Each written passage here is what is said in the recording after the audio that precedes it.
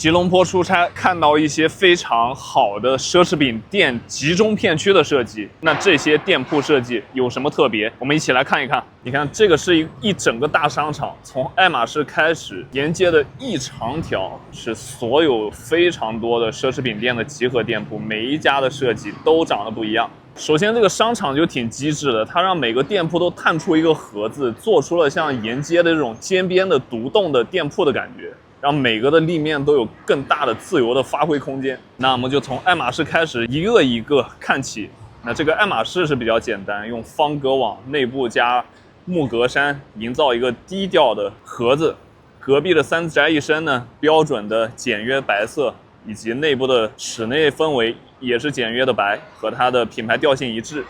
再到范思哲是希望能华贵一些，所以用了带纹理的石材。再到这个店铺设计没什么特别，隔壁的宝格丽是前司 MRDV 设计的，这个店铺还是设计的挺精致的。你看它首先每一个窗框都做了线角的收边处理，但同时大小不一，形状不一。窗框本身又是用的混凝土板叠加中间半透的树脂，来营造出这种石材皲裂的效果。我们看这个中间的树脂跟混凝土的冲撞，到夜晚这些裂缝当中会透出暖黄的灯光，让整个店铺更加的出彩和精致。再到隔壁的 Prada 旗舰店呢，依然是它标志性的折叠交错形成的动感。和香港的旗舰店不同的是，这里用的是铝板以及高光的不锈钢板，香港用的是磨砂玻璃。这里它一黑一白，一个是铝板，一个是不锈钢板，高光形成了材质的层次。然后 Prada 隔壁的 Gucci 没什么诚意，跳过。Fendi 立面不错，你看它用石材的凹凸叠加3种色阶，白、浅灰、深灰，再到粗糙的质感也有3种。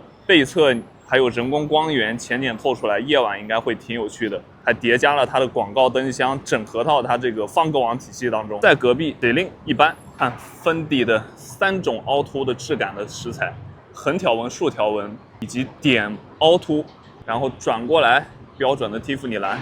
再到圣罗兰，你看它的立面，因为整个商场可以让这些盒子凸出来，它的转角就可以解放出来，让整个建筑立面上面更加自由。再到卡地亚还是挺丰富的，一个点织玻璃幕，这个点织玻璃幕背后是有印花处理，再叠加背侧的衬的石墙，2种肌理层次交错。那到这边中间又夹杂着玻璃幕以及外侧铜格栅的处理，又换了一种纹理，做了一个铜板的墙面，3种层次组成了整个立面的效果，非常丰富。看这种拼贴的质感，远处是刚刚走过的所有的店铺。然后转过来 LV 的纹理依然是它惯用的，这里用铝板和穿孔板的处理。迪奥也是惯用的肌理，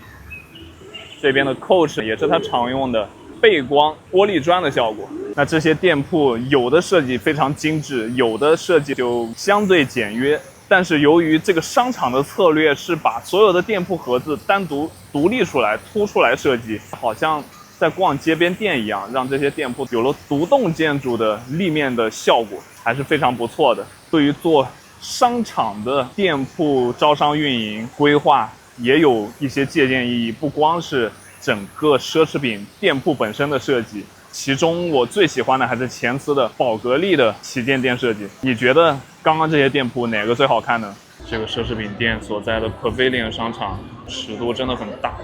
先是下沉，又到了上面好几层的一个大中庭，